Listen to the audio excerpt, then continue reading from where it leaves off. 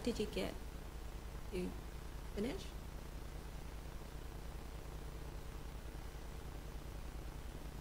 That's great. Yep. All good? All right, so you should get a chance to do it yourself first, okay?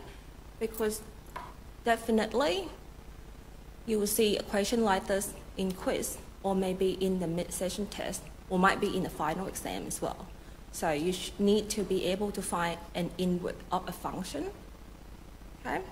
So if I was going to use this definition here, I will just say that because f of x is 4x minus 5 divided by 3x plus 2, right? So my left-hand side of this will be 4 f inverse of x minus 5 divided by 3 f inverse of x plus 2, and it had to be equal to x. Okay, so that comes from that formal deductions of the definition.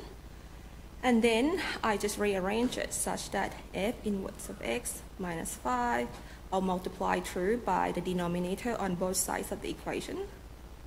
F inverse of x plus 2, and then I am multiplied it through by x plus 2x. Right, so the left-hand side be the same thing. And then I am going to move the f inverse of x onto one side. So, right, so this will be 3x, f inverse of x, and then we put the other terms onto the other side. Okay, and then we'll take an inverse out because it's a common denominator, a common factor, sorry. And this is 2x plus 5. So as a result, I can now write f inverse of x equal to 2x plus 5 divided by 4 minus 3x. Okay, so some of you might like to change, right? Some of you might like to change. I don't know why that doesn't come up. 3x plus 2. Okay, so you can do it this way, which is, I said, this is a formal way. So some of you might just say, okay, I can let y, okay, equal to f of x, and then, which means that you're going to write y is equal to 4x minus 5 divided by 3x plus 2, right? And then if you want to do it this way, you are going to interchange the y and x. Okay, so you're going to write this as x is equal to 4y minus 5 divided by 3y plus 2. Okay, and now you need to rearrange such that y is a function of x. So if you do it this way, so you're going to have x times 3y plus 2 equal to 4y minus 5, right? And then you write y on one side and x on the other side. So you've got 3x times y, right, plus 2x equal to 4y minus 5. Sorry, 5 there. 5 there. And then so you get the same thing anyway. So you've got 4y minus 3x times y. So you've got 2x plus 5. And then you rearrange it. So you have y, right? So just 4 minus 3x is equal to 2x plus 5, which is the same thing. Y equal to 2x plus 5 divided by 4 minus 3x, which is the same what we got before. So whatever you feel like, okay, you can do it with the formal definitions, or you can do that swapping of your variables x and y and rearrange it. At the end, the solution come out the same.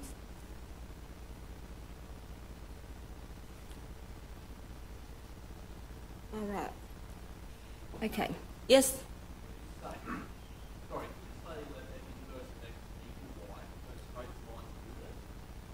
Say it again.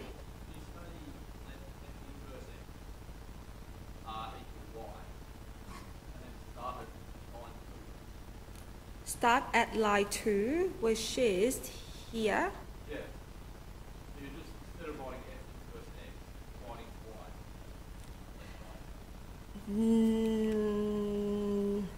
In that case, what you would, if you started from there, what would you be in this side? What would you write on this side? I would not do that. I would just go by these steps here, that here you let y equal to f of x, right? And then so y is 4x minus 5. Because you're doing this, this is what I'm giving you, right, from the beginning. Okay, and then after that I do a swap, because I would not straight away substitute y as f inverse of x. I would do this step first just to, to follow the steps and not get confused, because if you do that, you better just use it this way. If you just let, if you want to use y is f inverse of x, right? So I would just go with this way. Because these steps here come from, there's some interchanging of the variables. I just want to play it safe. Yep. Okay, all right. Now, so next week workshops, you will get to do some practice of the inverse functions. So today lectures, okay, now we finished all the functions. So if you want to do some extra exercise, so there's the task books in the Canvas that have extra exercise for the topic of functions. But today we're moving on to complex number. Okay, so this is the complex number 1, which is going to be an introduction to complex numbers. Some of you might have seen it, some of you might not have seen it, so we're just going to go from the very basics. Okay, now, at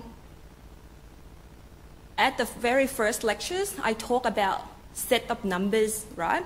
So the set of numbers, remember I talk about, we start off as when we were young, we start off just counting 0, 1, 2, 3, 4, 5, 6. And that's the natural numbers, right? So that's the set of natural numbers. So we know that. And as you're growing up, you learn the integer, you learn the rational, irrational numbers, you learn the real numbers. Now, why do we need to learn other set of numbers? The reasons is that the numbers, the set of new numbers are created or formulated to solve problems, and the problems that is, get converted into an equations. So basically, first of all, we know the counting numbers, right, the natural numbers, and as we grow up, we get to solve some equation like this, right? When you get into primary school, your teacher tell you solve this, x plus 1 equal to 0, right? So you get x equal to minus 1, and this is you get into an integer. That's the first experience of you seeing negative numbers, okay? So you see an integer there, which is set, a set of set, right? Minus 1 is the member of the integer.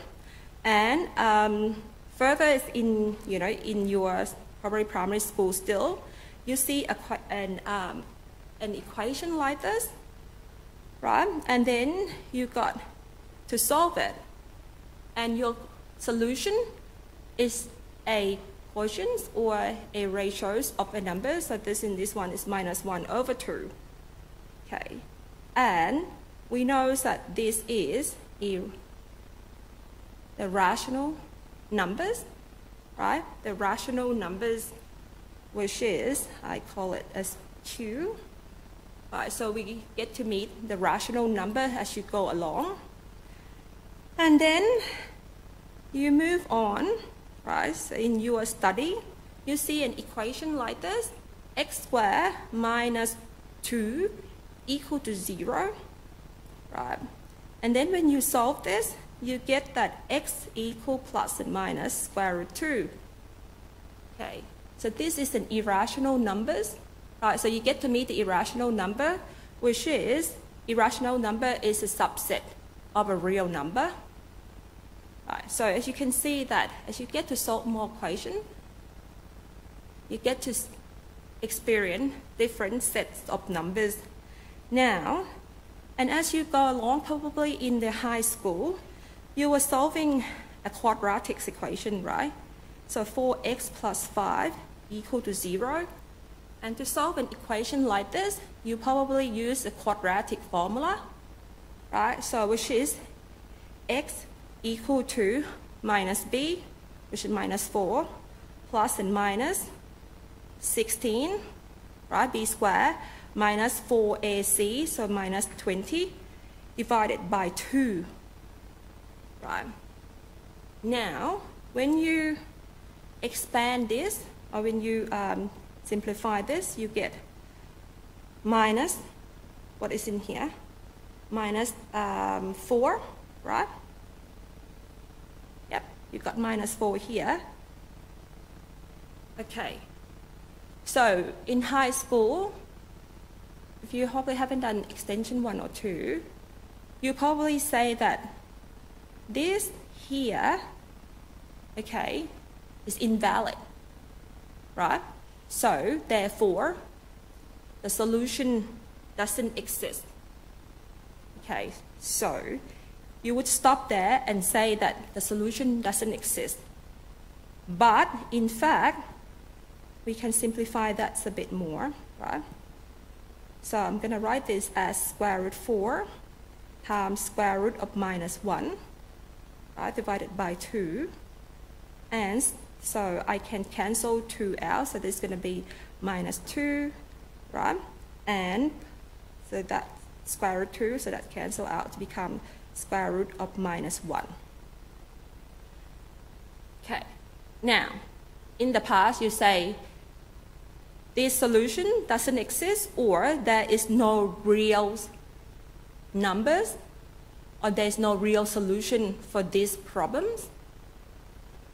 Okay, but now I'm going to introduce you a complex numbers. Okay, so the complex numbers that I'm going to define, right? Square root minus 1 is going to be equal to I. This is defined, right? I'm defining this. I'm going to call I a square root minus 1. Right, so as a result, this x here that I got before is equal to minus 2 plus and minus I. So now, yes, the solution, this equation here doesn't have a solution that's a real numbers, but it has the solution that are complex numbers.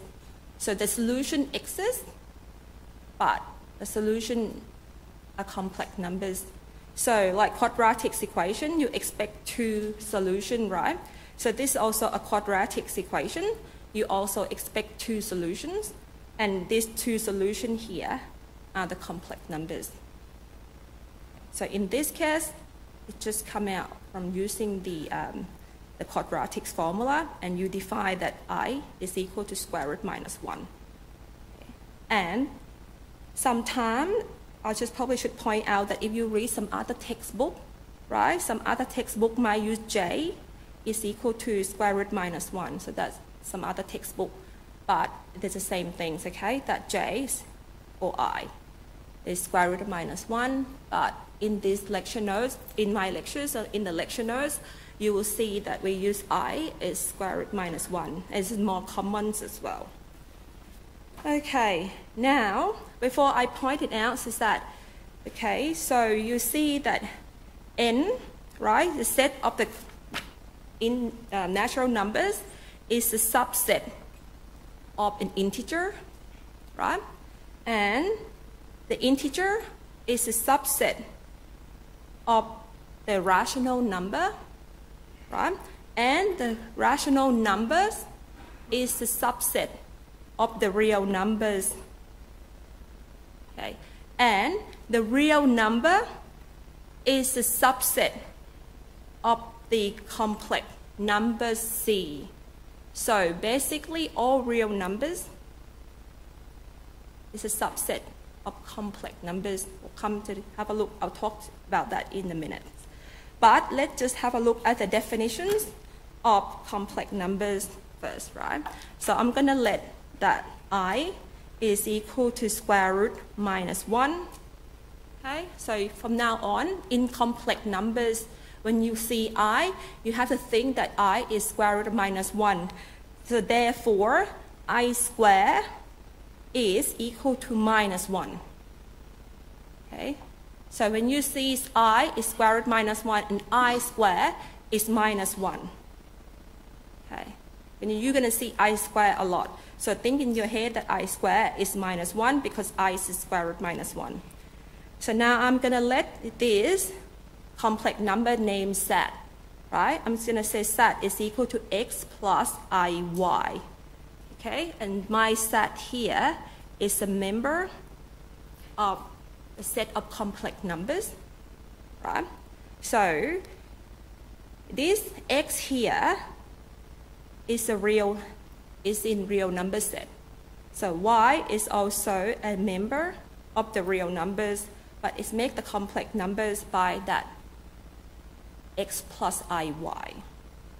So, okay, so we call that X is a real part of the complex number set. I will come back up. Okay, of set. And we have the shorthand notation. X is real set, right? And we call Y is an imaginary part of Z. Imaginary part of the complex number set. And we said Y is equal to Im of Z. Right, that's the shorthand notations.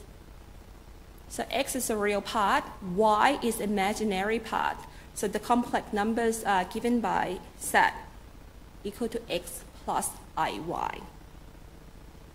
Okay, so for example, I can say that let Z equal to 3 minus 10i, right?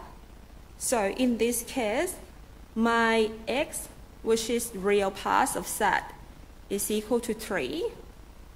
And my Y, which is the imaginary part of Z, is equal to minus 10. Okay, so I just want you to get familiar with that. So the imaginary part is a real number, right? So you don't need to bring I with you. Okay.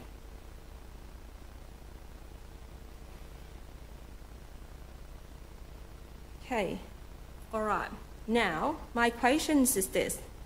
Let Z equal to 4. Okay, what is the real part? Is these numbers a complex numbers?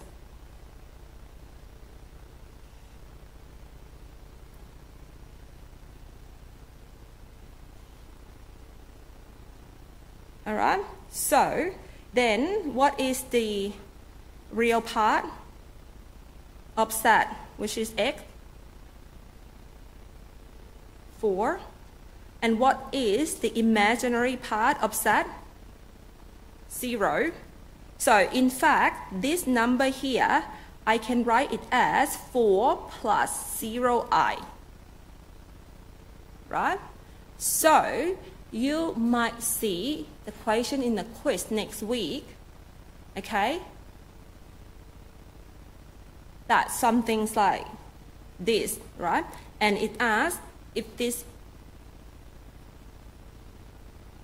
is it the complex numbers? So remember that all real numbers is the complex numbers, right?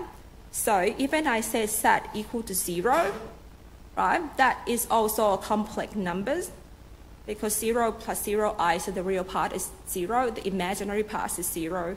So we can say that all the, let's say x hat equal to x, right? We can always say that x plus 0i. So note that all real part is a subset. All the real set of real numbers is a subset of the complex numbers. Okay, so don't let the question trick you. So all real numbers, the imaginary part are 0. Okay, so that come to, so these, if I say that if I have a k is a scalar or the constant, right? So I can write this as minus 1 times square root of minus 1 times square root of k. And then I can write this as I times square root of k, right? So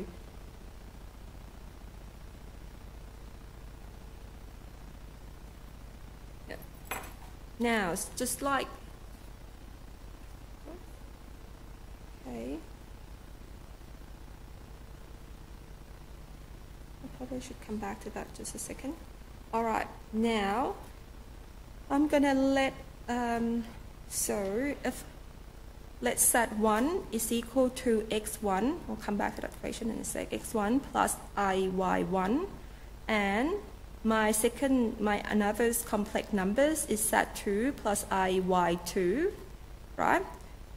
Okay, so this set 1 and set 2 are members of the set of the complex numbers. Okay, then I say that, so like that, then set 1 equal to set 2 if and only if, right, x1 is equal to x2 and y1 is equal to y2. So, meaning that if you have two complex numbers and you say that the two complex numbers are equal to each other, then the real part must be equal to the other real part, and the imaginary part of set 1 must be also equal to imaginary parts of set 2. So for example, right, if I say that set 1, let set 1 be 2 plus 3i, and let set 2 be 2 minus 3i. So in this case, even though that the real parts are the same, but imaginary parts is different, right? Because the imaginary parts of this is 3, the imaginary parts of this is minus 3. So therefore, we can say that set 1 is not equal to set 2 because the imaginary part is not the same. Okay, so for they to equal, both of the imaginary and the real part would need to be equal. Now, just like the next thing that we need to know is that complex numbers are just like other numbers. There's some operations, the addition operation, the subtractions, and then the multiplication and divisions. So first thing we're learning is addition. Okay, so maybe we do this equation first. All right, so let's set be 2 plus 3i. Which of these following statement is false?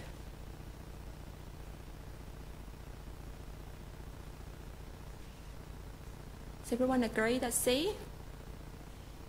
Yeah, so remember that I said that, yeah, huh? No, C, right? So I said that set equal to x plus iy, right? X is our real set, the real part. Y is the imaginary part of set, right? And x is in R and y is also in R, in real number set. So, therefore, you can see that from this equation here, real part of it is 2, the imaginary part of it is 3. You don't need to bring along I as well. Okay, so therefore, the false statement is C. Okay, other than that, it's true. And set is of complex numbers. Yeah. Okay. All right, so we do that. And the next one, as I say, we do additions, operations. So additions of two complex numbers. Right? So I still let set1 be x1, y1, and set2 be x2 plus I, y2, okay? So here, if I have set1 plus set2, then it's equal to x1 plus x2 plus I, y1 plus y2. Okay, so when you have addition of the two complex numbers, right here, remember set1 is x1 plus I, y1, and set2 is x2 plus I, y2, right? So when you adding two complex numbers, the real part add together, imaginary part add together. So likewise, when you have the subtractions, okay, when you have the subtractions, so be x1 minus x2 plus I, y1 minus y2. So you have the subtractions of the real part and the subtraction part of the imaginary part. So an example is, if you have set1 is equal to 2 plus I, and let set2 is equal to I minus 4, 1 minus 4I. Okay, so we can find the set1 plus set2. Okay, so you would have 2 plus 1 plus I, 1 minus 4. Okay, so we have 1 plus minus 4, so it's 1 minus 4. So here, when you additions of the complex numbers, you get the complex numbers. So you get 3 plus I minus 3, which is 3 minus 3I. So, and then you can also find set1 minus set2. Okay, you can find set1 minus set2, which is 2, okay, minus 1, right, plus, in this case, you have 1 minus 4I. Right, so you have 1 plus 5I. Okay, so the subtraction of the two complex numbers is also a complex numbers, just like what you've seen in the real numbers. Okay. All right. Now, you can do this equation then. If you have that complex numbers, set, which is 1 plus 2I, and W, which is 3 plus 4I. What is set plus W? Everyone agree that's C? Yeah? Yeah? So because you got the real part, right? So the real part is 1 plus 3, which is 4. The imaginary part is 2 plus 4, which is 6. So you got 4 plus 6I. Okay. Now,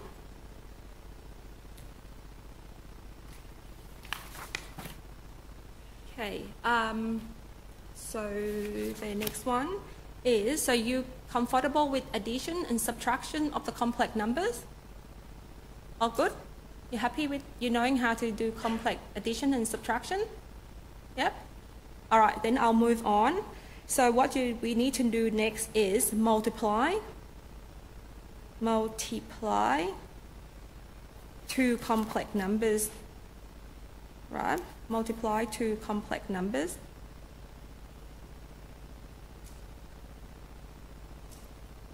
Okay, now again, I'll let set1 is equal to x1 plus y1i, or iy1, plus, and then, set2 is equal to x2 plus I, y2. Okay? It's not there.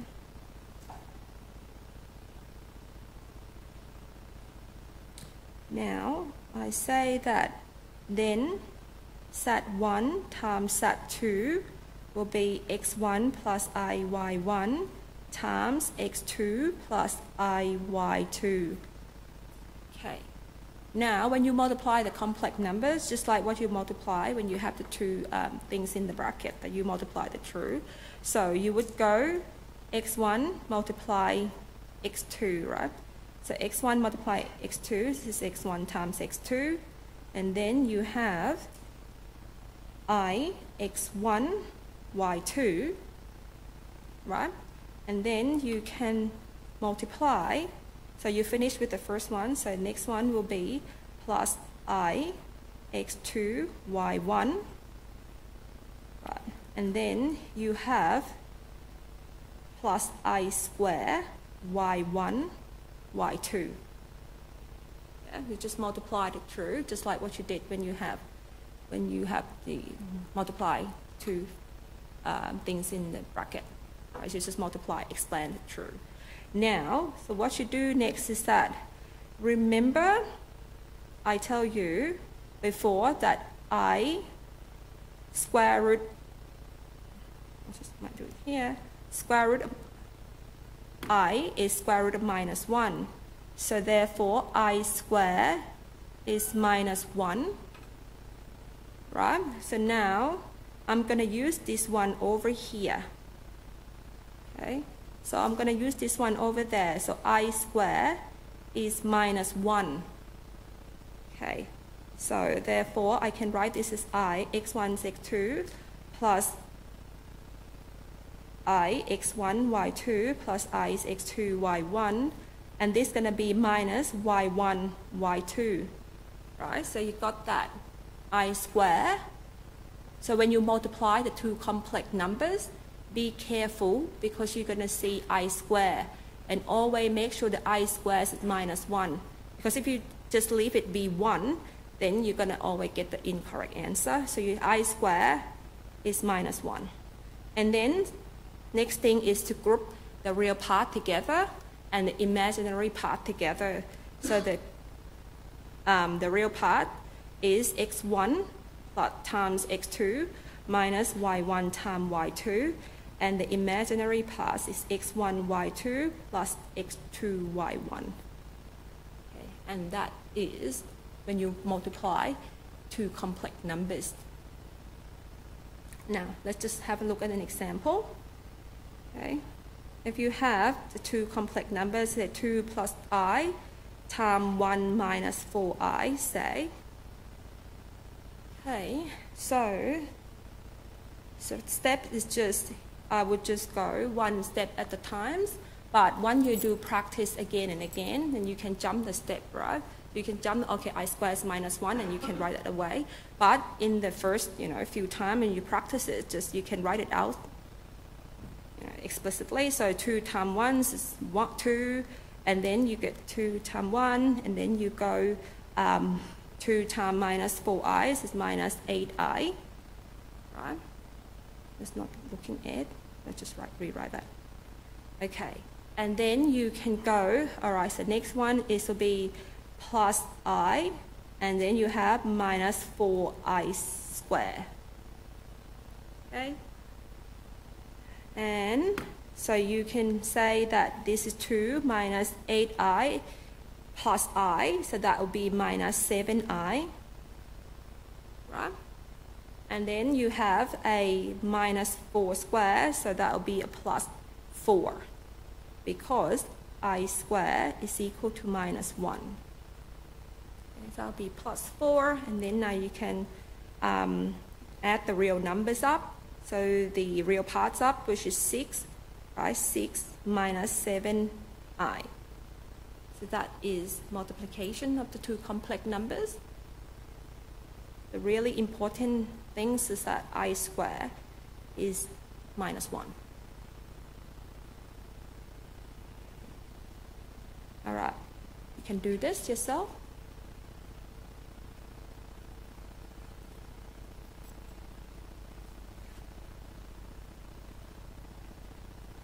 And then you can shout out your answer. Okay, yep. Everyone else agree?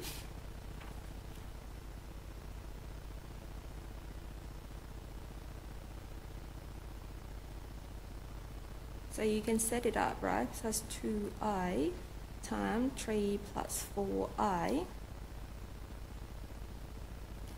I'll give you a chance to do it first.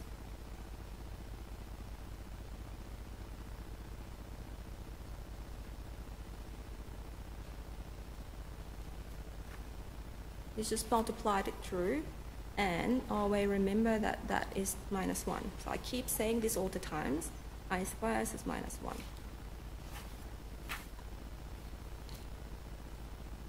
Everyone else agrees with D? Cool? D? Yep. All right. So I'll just multiply it through for those that need an answer. So it's first 3 plus 4i plus 6i plus 8i squared, right? And then you can say that's a 3 plus 10i, and then you've got minus 8 because I squared is minus 1, right? So and then you can say that's 3 and minus 8 is minus 5 plus 10i. Right. So if you get to do multiplications of the two complex numbers in quiz or in test, can you do it? Yeah? Yes? Okay, good. I rest. I'll be happy then. Okay, we've got plenty of time, so that's good. So the next thing that we need to know is the complex conjugate. Okay, so the complex conjugate is denoted by Z bar. Okay, before we had the complex number Z, right? So I say that's a complex number Z. Then the complex conjugate, okay, is denoted by Z bar. It's not by Z bar, and it defines such that, so if Z is A plus BI, then the complex conjugate is A minus BI. So only the imaginary part that change the sign. So say before that I have Z is X plus IY, the complex conjugate is Z equal to X minus IY.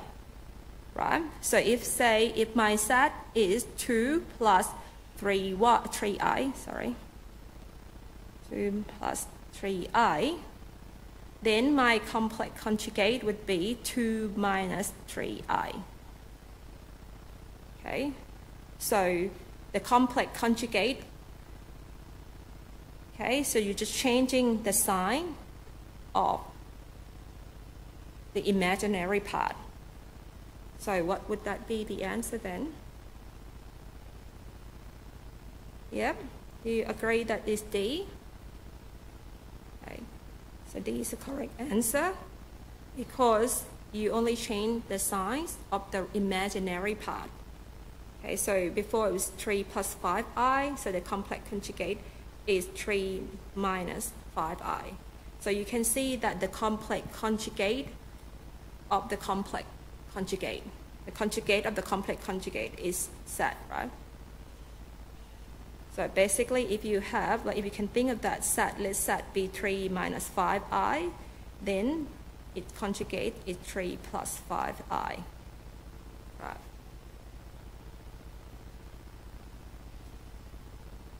Okay. Then I can say, let's just do an extra example. Let Z equal to 1 plus 2i, find Z times Z bar. Okay, so in here, we first need to find Z bar, right? We want to find Z times Z bar. We only know Z, so we need to find Z bar, so Z bar will be 1 minus 2i. We know that. So therefore, Z times z bar is 1 plus 2i multiply 1 minus 2i. Okay? Then you can multiply the two, just what we did previously. So this is 1 minus 2i plus 2i, right? And then you've got minus 4i squared. Okay? And then you get this cancel out. That terms cancel out, right? Minus 2i and plus 2i get cancelled. And then I squared is minus 1. So therefore you got 1 plus 4, which is equal to 5. Okay. Now, so you can see that when you do a complex conjugate, multiply it, the complex number multiply its conjugate. Okay, so they're actually your results is you only going to get a real part. Your numbers is doesn't have the imaginary part is 0, which cause you can write this as x plus I. Let's just look at for it in general, right? Set is x conjugated x minus iy, right? So in general, so if we multiply this by set is and times set bar, so you're going to get x plus iy, x minus iy, right? And you multiply the two, it's going to be x squared plus x minus first minus x yi plus x yi minus y squared I squared, right? And then these terms cancel out. Okay. So you have, and then I squared is minus 1. Right. So in that case, what you get is x squared plus y squared. So in this case, is that the real numbers or the complex numbers?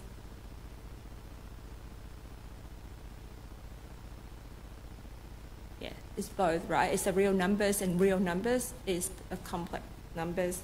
So this is also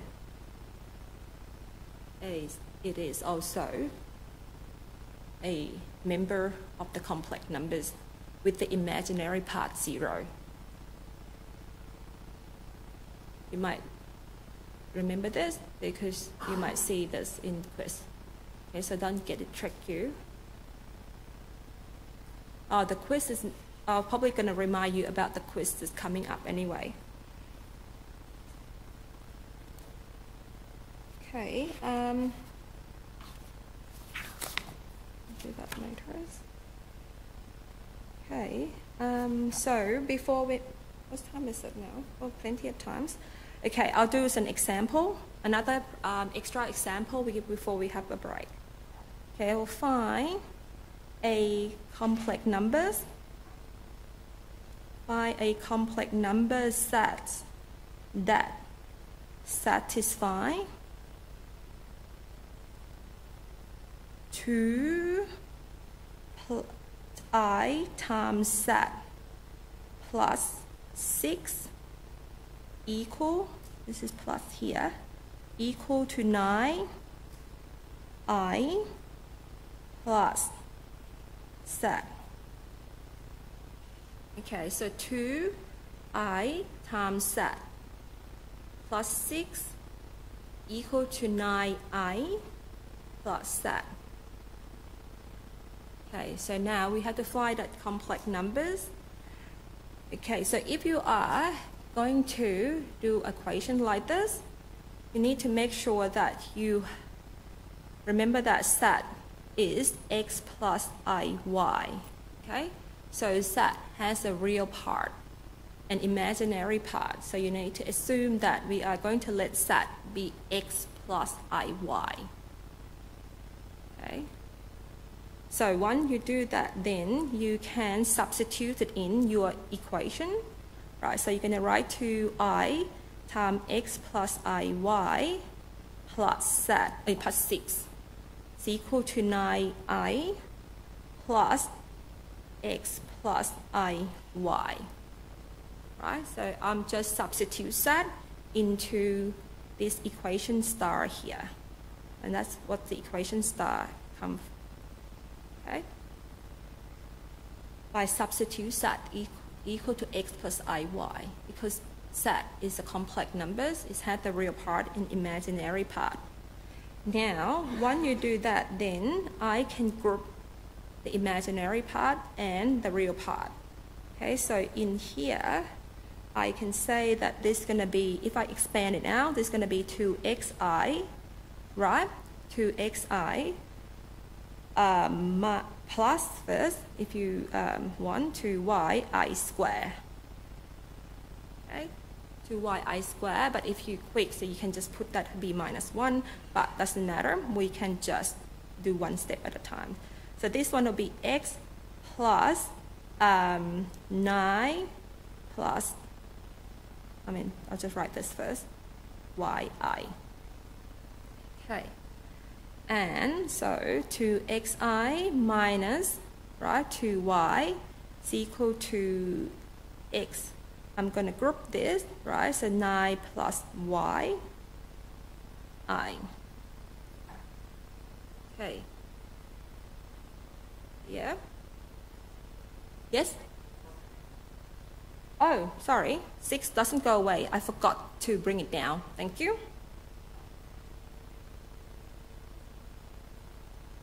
Okay, that's good. So 6 doesn't go away because I haven't done anything yet. So I probably then, I'm going to write this as 6 minus 2y, right? And then I have the imaginary part is 2xi.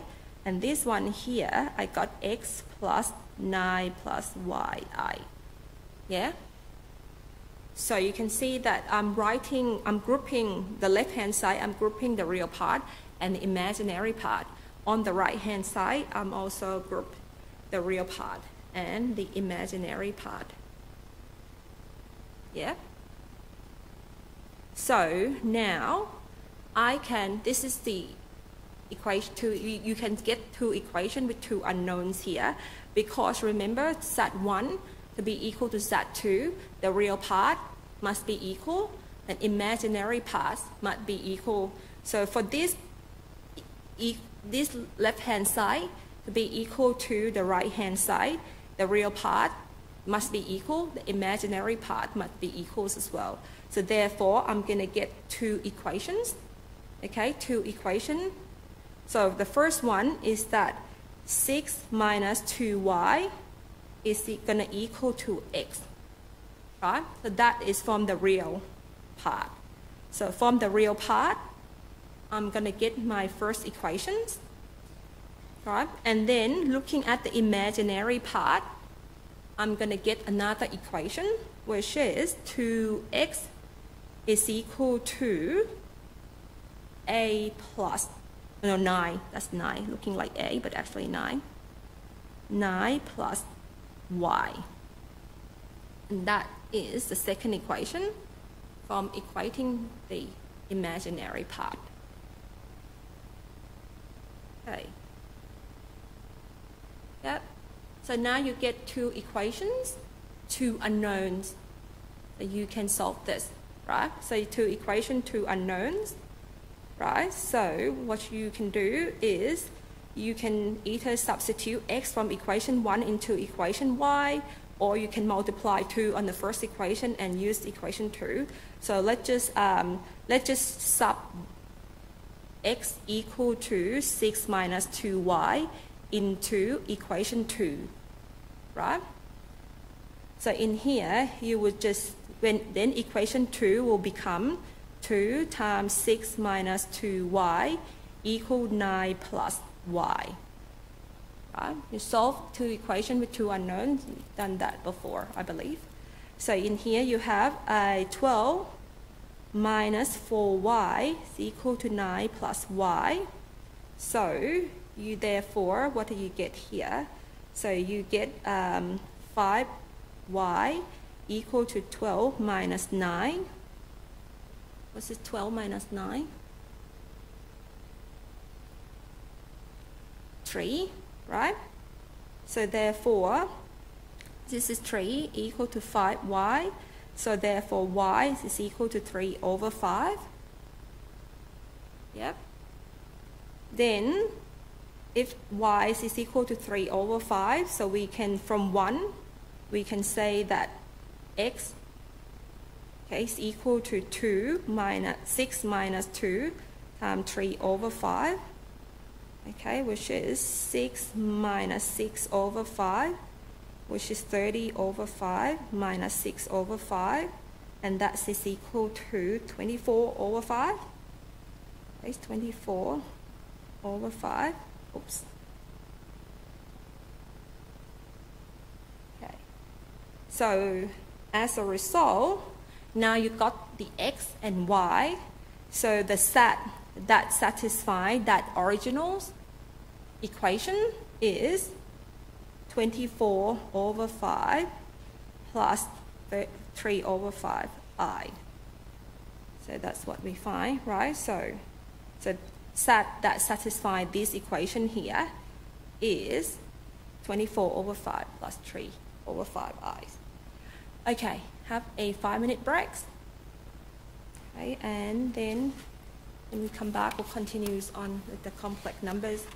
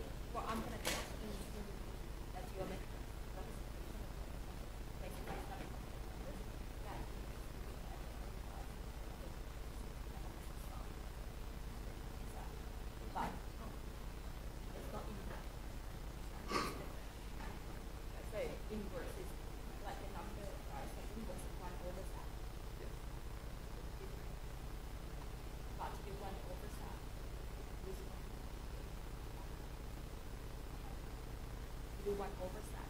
We need to do know how to divide that. And we'll do next week. No, next week. Next Tuesday. Okay. We don't do division today. We only do multiplication. Okay.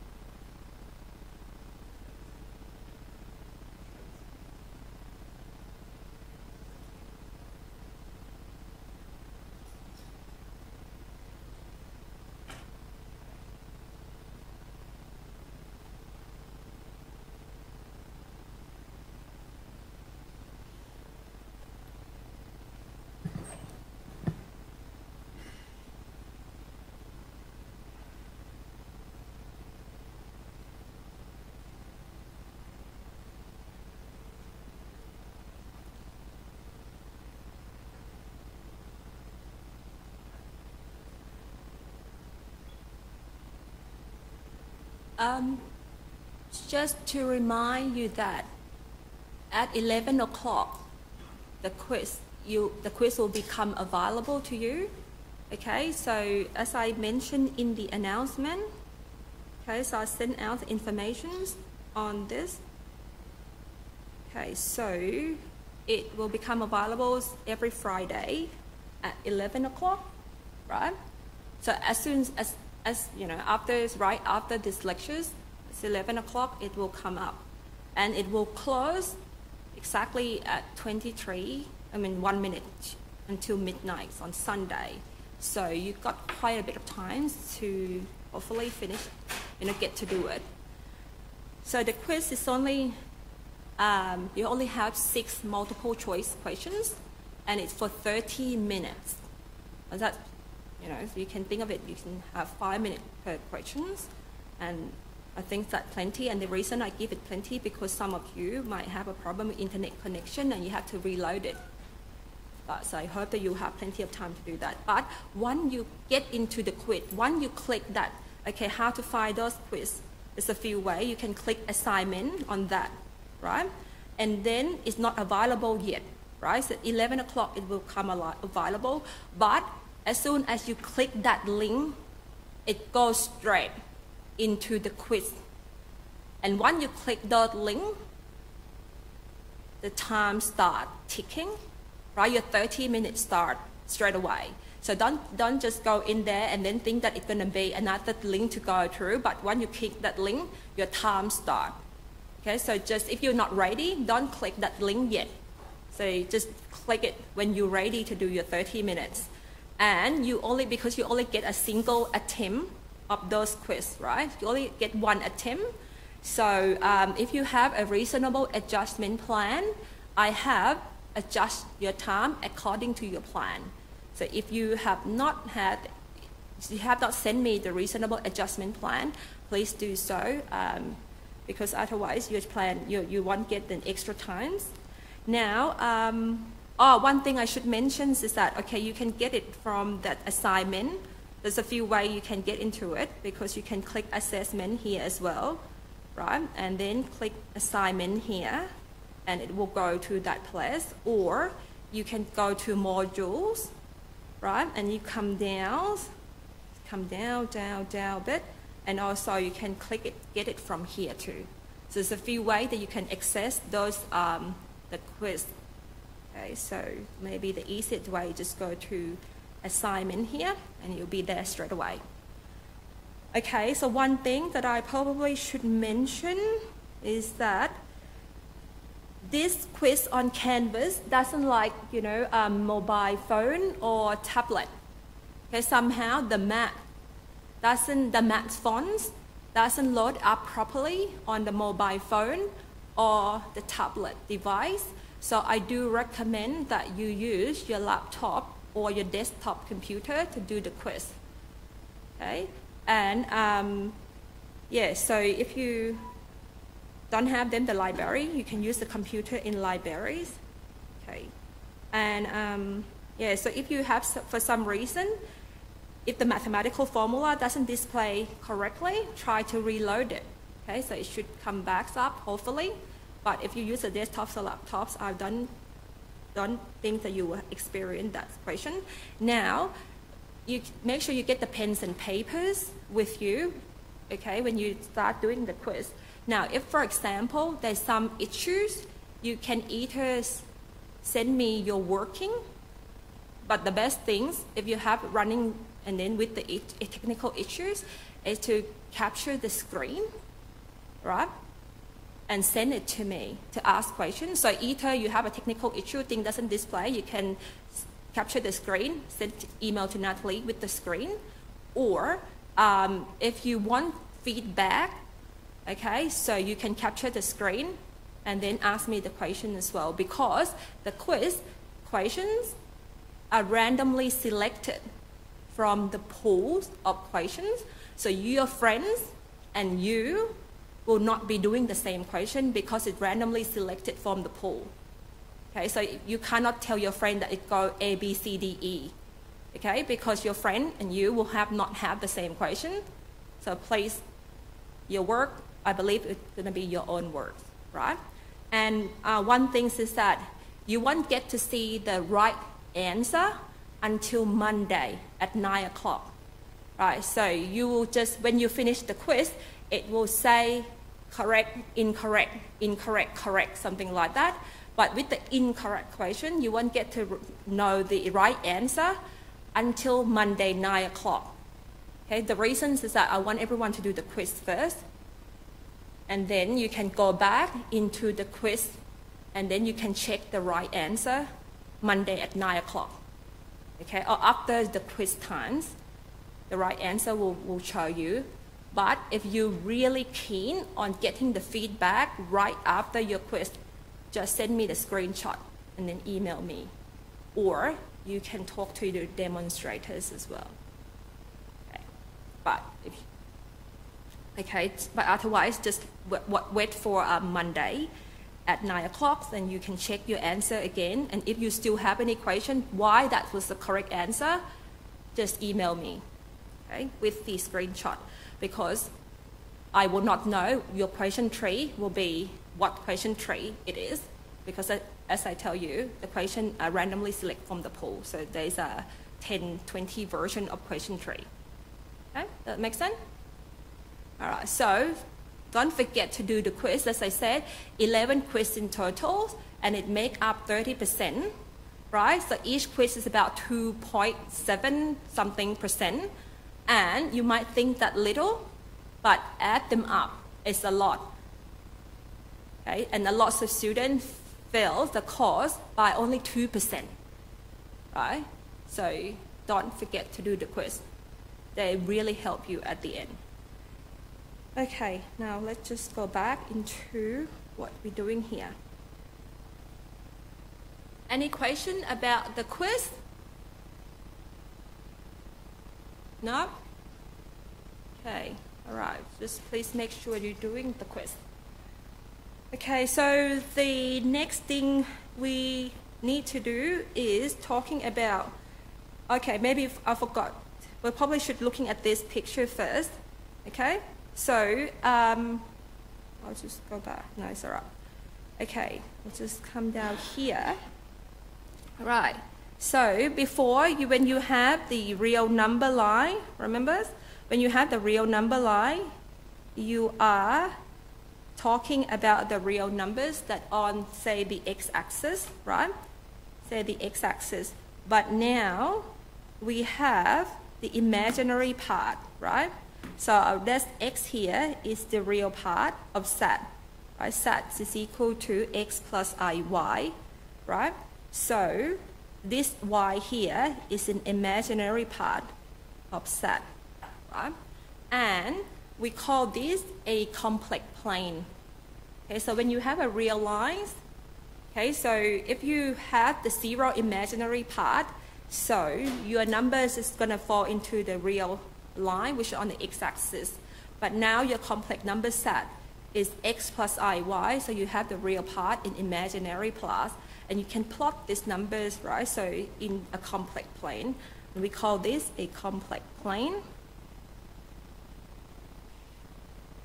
Okay, so where the x-axis is your real part, the y-axis is your imaginary part, right? So for example, I can, let's just say if z is equal to 1 plus 1i, right?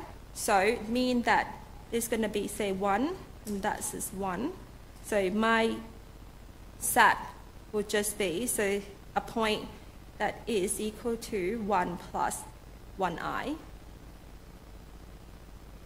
Or if I have w is equal to minus 3 minus 2i, right? So that would be 1, 2, 3, minus 2, that 1, 2, 3. Okay, so this is minus 3, and that is minus 2, right? So my w will be this point here, right? So my w will be that point there, because it's minus 3 on the x-axis, and then minus 2 in the y-axis. So minus 3 minus 2i. So you can see that this x and y, the size of it, just like what you do in the normal quadrant, which I talked before, is plus, plus, right? So this one, x is positive, y is positive. This one, this quadrant here, x is negative, y is positive. This quadrant here, both x and y are negative. And this quadrant here, the x is positive, the y is negative. Okay, so just like what you've seen in the quadrant that you learned in high school, right? It's going to become more important when we are converting these complex numbers into a polar form, which is next week. Okay, but so you need to, if I ask you to plot or to plot this complex number into the complex plane, you just make sure you look for the size of x and y. Okay, so make sure you get into the right quadrants. Okay. Now, let's just go back into here. Now we say that if you, let's just have this set, okay? It's given by, this point here is given by a plus bi, right? Where a is the length on the x-axis, on the real axis. B is basically the length on the y-axis or the imaginary axis. Then, Pythagoras theorem, we can say that this length here, which I'm giving, which we call the modulus of z, okay, is equal to a square plus b square. It's just from the Pythagoras theorem, okay? So if I draw a line from the point origin to that point z on the complex plane, and the point z is x is equal to a on the x-axis, y on the b is on the y-axis. So the length of that is a square plus b square, and take square root of that. But there's a special name for this length, okay, or these absolute values of z. We call it a modulus of z. Okay, if I said modulus of z, okay, so you just take the real part square plus imaginary part square and take the square root of it. All right, so that's the modulus, or in absolute values, but I'll call them modulus. Okay. Now, what is the modulus of z? If it is, z is 3 plus 4i. If z is 3 plus 4i, what's the modulus of z?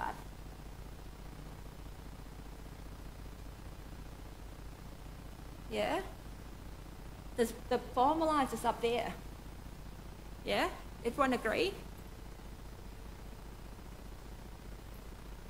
So you only need the real part and imaginary part, right? So the modulus of z would be 3 square plus 4 square.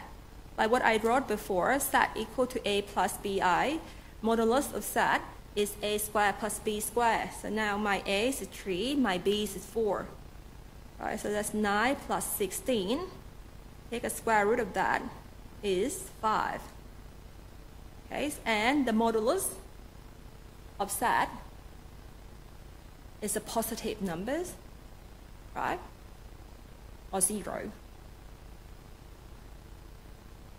Okay.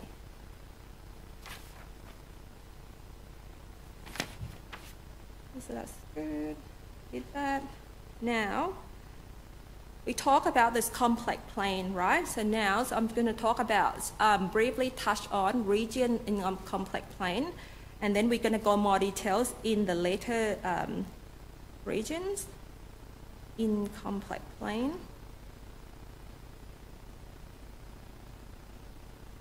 So if I let z is equal to x plus iy, right? And I said that in this case, the modulus of z is x squared plus y squared and square root of that. Now, if I let the modulus of z equal to 2, okay, so this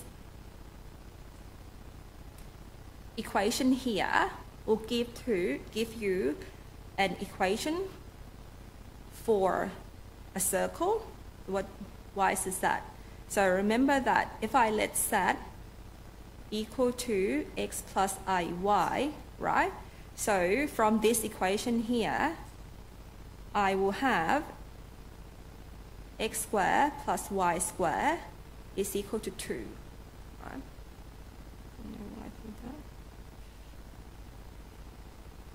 Okay, now I can take a square on both sides of the equation. So x squared plus y squared is equal to 2 squared.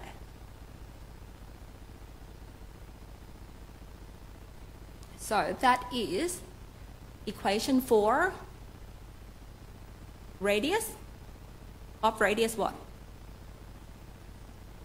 2. Center at 0, 0, the origin. So this is equation for circle, okay, of radius 2, okay, centers at 0, 0. Okay, so if you put this, right, into a complex plane, it's going to give you, so let's x is the real axis, okay, so this is x is the real of Z, okay, and y is the imaginary part, okay, so that imaginary part of Z. Okay, so if you put this, graph this, so you're going to get a circle, that's a circle, okay, that's a circle of radius 2, okay, so this is going to be 2 here, minus 2 here, 2 there, minus 2 here. So sometimes it can have, you know, some I think the lecture note might put these 2 i's, it doesn't matter. Oh, sorry, there's no I there. No I here. Minus 2 and 2. Okay. But, so that is the circle, okay? The circles that we can write it as the absolute values or the modulus of Z is equal to 2. Now, what if I give you an inequality like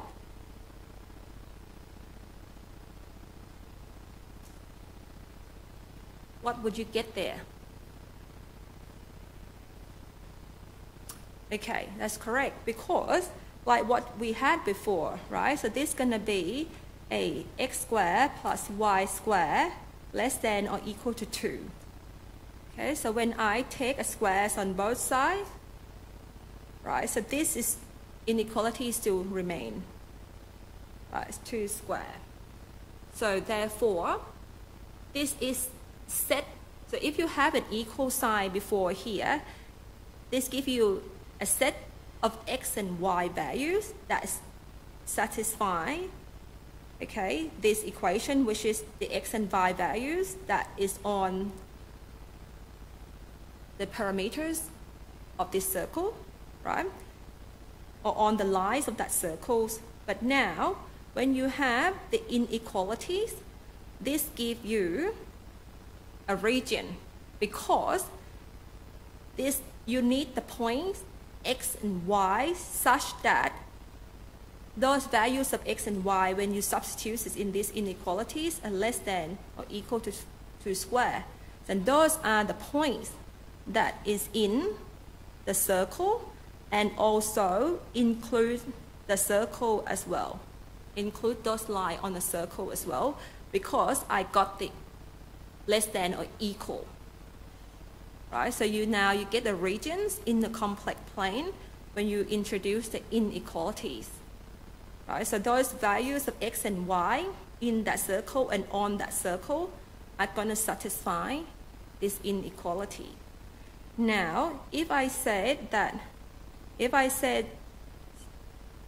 greater than 2, right, I am going to get the regions, right? And this region here is going to be, change to a different color. Okay, it's going to be the regions outside the circle. Okay, anywhere else outside the circles, right, if that's the case there. Because that is going to give me the x squared plus y squared greater than 2 squared, right? So this is the set of the values x and y such that, you know, x squared plus y squared is going to greater than 2 squared. So any points outside that circle going to satisfy that inequalities. Okay.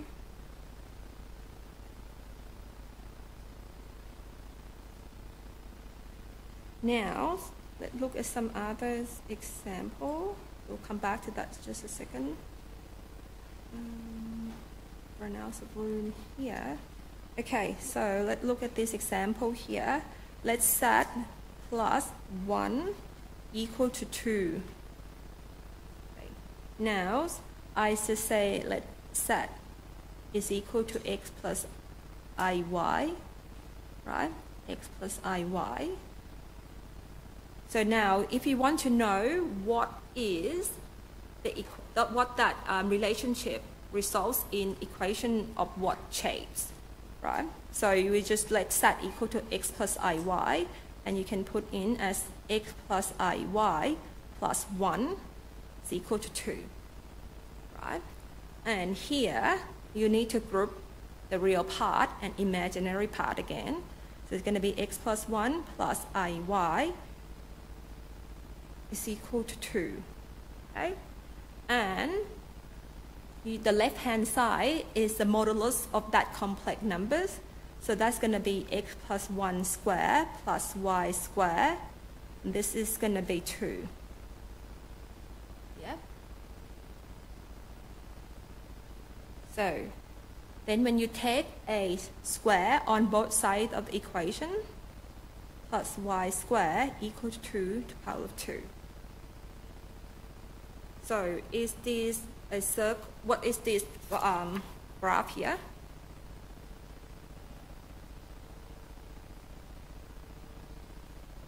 A circle of what radius? Centered at? Correct. So if I plot this into the complex plane, I'm going to get set a point that is this is going to be a circle, right? This is centers at -1. Okay, and so this is the circle, okay? Just watch that, look at it as a circle. So this is my imaginary, and that's my real. Okay, and the radius of this circle is 2. Okay.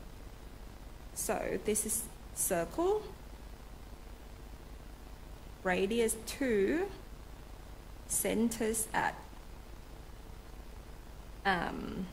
-1, 0. Okay, now, so you can say that if you have the equation such that x plus z equal to this, what's going to say x naught plus iy naught, right, and equal to say a, then I'll just like this is x plus iy minus, okay, x naught plus iy naught equal to a. I'm just going to generalize this.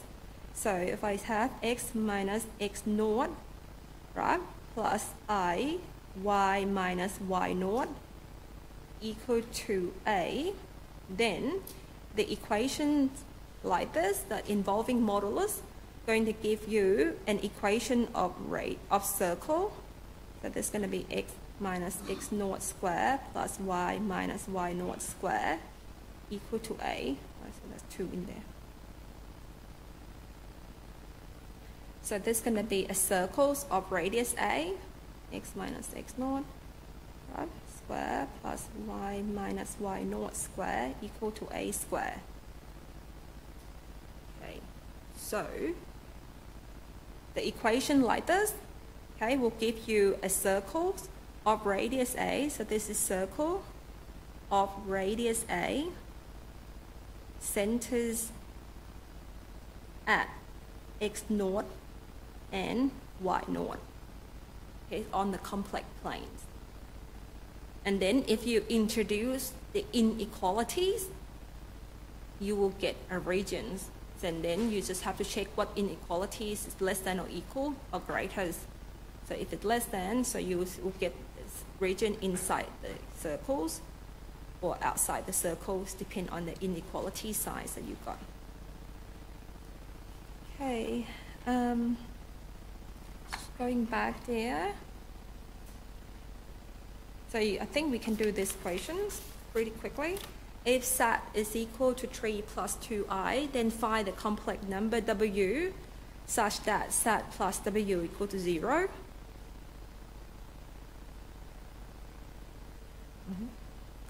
Yeah? Okay, so SAT plus w equal to 0. Then w is equal to minus SAT. Yep. Then w is equal to minus 3 plus 2i. Okay, so it's minus 3 minus 2i. So A is correct answer. So you can deal with pretty much like what you did for the real numbers in the complex numbers. Right? Just accept the I squared is minus 1 and square root of minus 1 is I. Okay, another one here. Find SAT minus 2w when SAT is 3 plus 2i and w is equal to 2 minus I.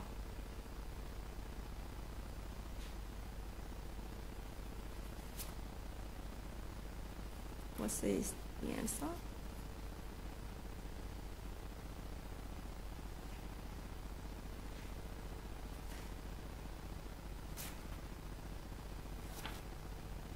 So the answer is, so this is the algebras of the complex numbers, right? So remember we do SAT plus W before, and you can still do the same thing, SAT minus 2W.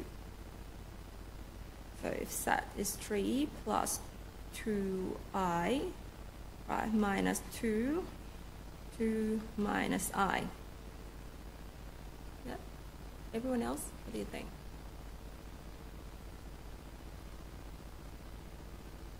So you can do just SAT minus 2W. Oh dear. Okay, it's minus 2W, right? 3 plus 2I. So this is minus 4 plus 2I. Just like what you, the simple algebra that you've done. So they get minus 1 plus 4I. Yeah? Just, okay, it's good. So this one here, sorry, so 2W is just constant 2 multiplied it through. Okay, so C is the correct answer. Okay, so that's just algebras of the complex numbers. All right, so moving back to the modulus of the, and some properties of the modulus and the complex conjugate, right? Okay, so in here we can prove this, but I'm not going to prove all of them, but we can show you a few proofs. So it's quite useful, right? So if you know the modulus of the complex numbers already, so for example, the first one, the modulus of SAT times W is equal to modulus of SAT times modulus of W. So in here, if you already know modulus of SAT and the modulus of W, you don't need to multiply the two numbers, okay, and then find the modulus again, because you can just get that modulus of SAT times modulus of W. Likewise, we haven't, okay, so far, as you know, that we did SAT times W, right? But I haven't tell you how to find SAT divided by W yet. That is in the next lectures. So that's the division of the two complex numbers, and that's in the next chapters. But having said that, if you are going to multiply the modulus of SAT divided by W, and you already know modulus of SAT and modulus of W, then you can find the modulus of SAT divided by W as modulus of SAT divided by modulus of W. So it's quite useful relationship to know. And this is the inequalities, which I think we're going to come back and touch on this next week as well. And this one here is the conjugate of SAT plus W is equal to conjugate of SAT plus conjugate on W. This is the conjugate of SAT minus W is conjugate of SAT minus conjugate of W. Same things there, right? The conjugate of SAT times W equals conjugate of SAT times conjugate of W. And so there's another relationships here, so quite useful. Before I might show you on how to prove one of them, and then the rest you can try to prove it yourself. But before we go through that, just do this this equation here. So the equations asks for a SAT, the modulus of SAT divided by W. Okay, so as I said to you, I haven't teach you on how to do 3 plus 4i divided by 6 minus 8i. So that will be a topic next week. But in here, what would you get? Because now, let's just, accept that theorems is true and this is true. So we can use this, right? We can use that. And it is equal to, what is, and what else?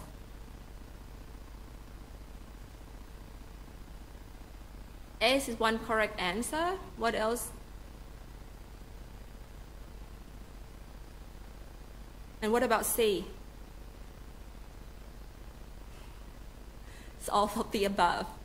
Because if you're looking at that, right? So we know that modulus of SAT is 3 squared plus 4 squared. So sometimes the question could trick you, double checks of all the multiple choice question, right? So this is 25 and that is 5, right?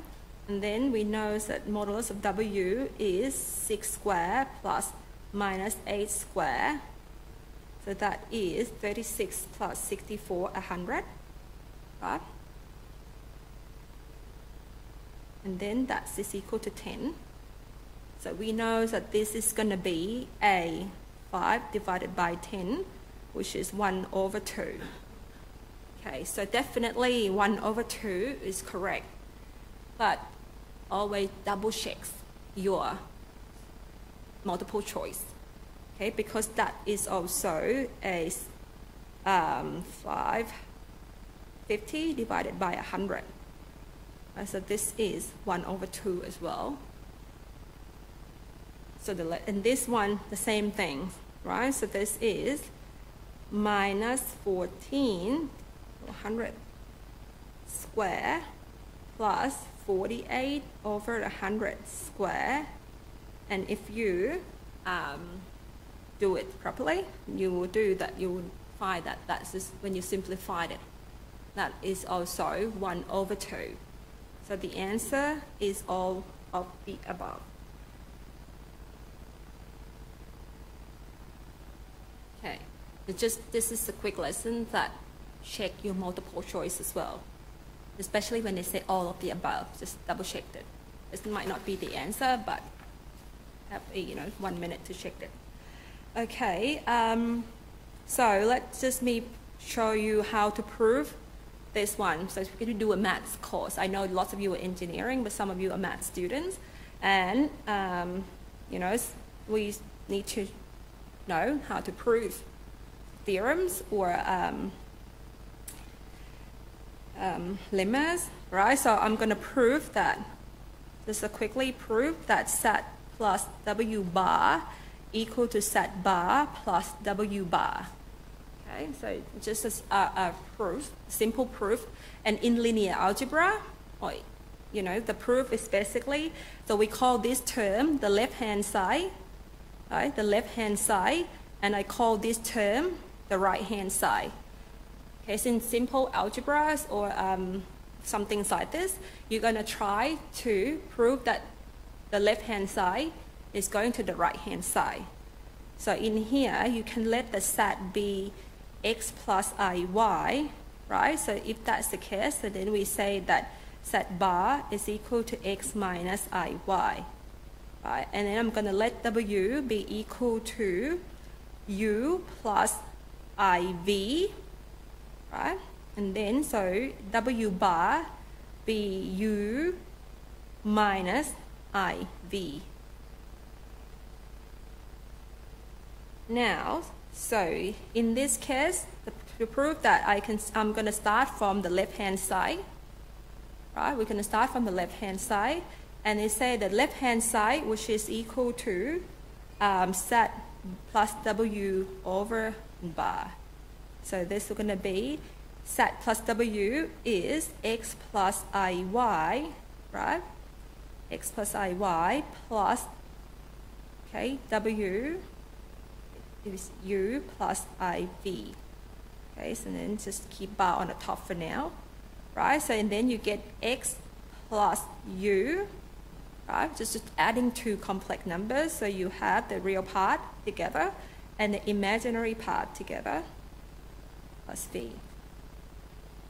Okay, and then we still bar that, the conjugate of that. So, and this is the conjugated, right, of that would be x plus u minus I, y plus v. Okay, so the conjugate of these complex numbers, just changing the imaginary side, the imaginary part. Okay, now, so then we can rewrite this as x minus iy, right?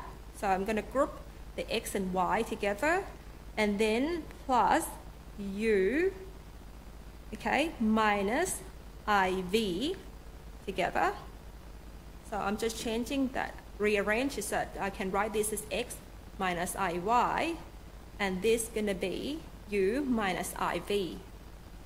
And we know that this is set bar, right?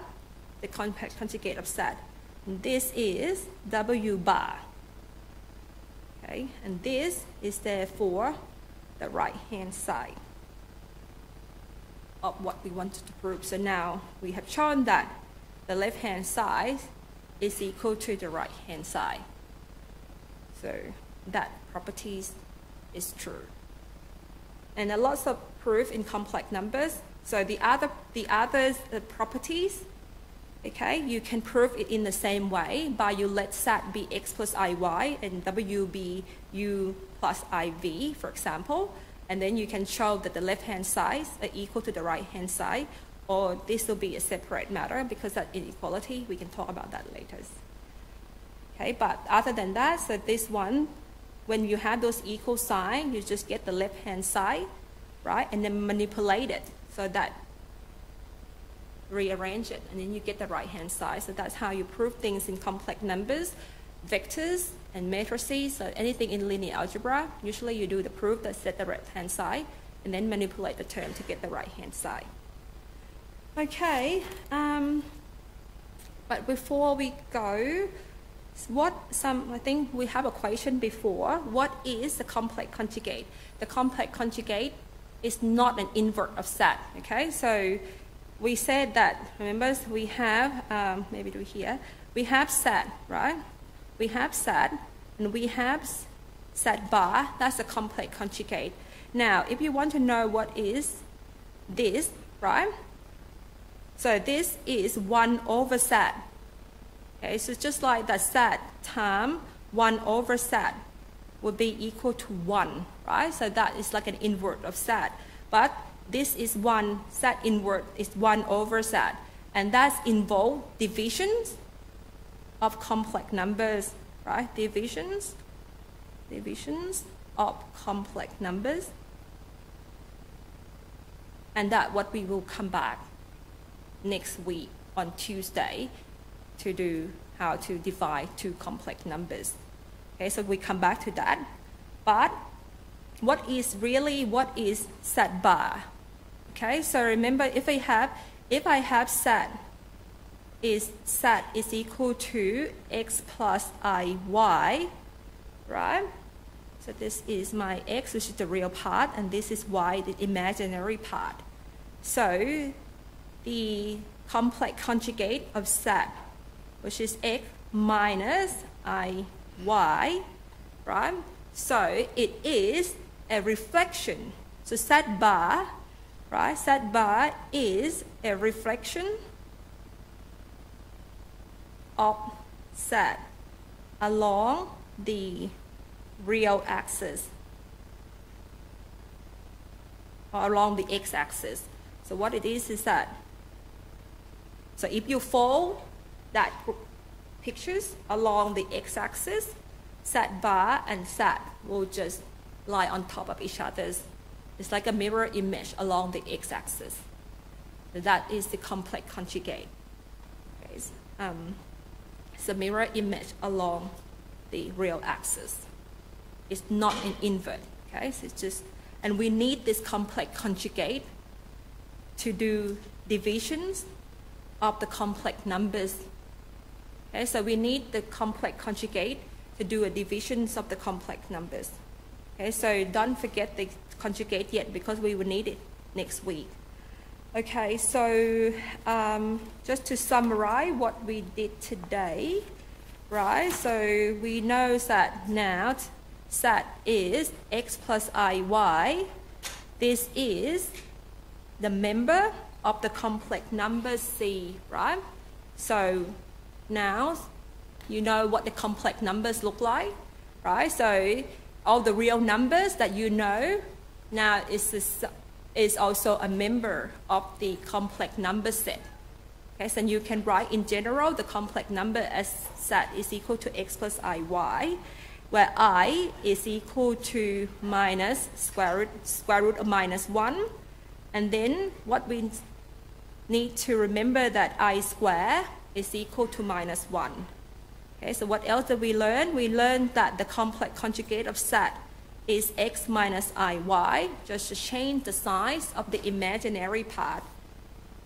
And what else would we learn today? We also know that the modulus of set is equal to x squared plus y squared, and take square root of that, right? And we also learned that there is a complex plane now, that this is the real part, which is x. The y-axis is the imaginary parts of set, right? This is y, okay? And then you can, for example, okay, sketch yours, put your point set equal to x plus iy. So, and knowing that the sign of the x and y will give you what quadrant that point set would be, right? So this is going to be plus, minus, minus, and plus, minus. Okay, so this is really important, especially when we do a polar forms of the complex numbers. Okay, and you know, today you also learn how to do the operation, additions and subtractions. You also do the multiplications of the two complex numbers. Okay, and so next week we'll do this one.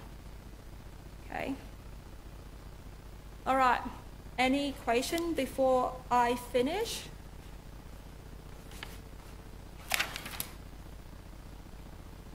No? All right, then don't forget to do the quiz.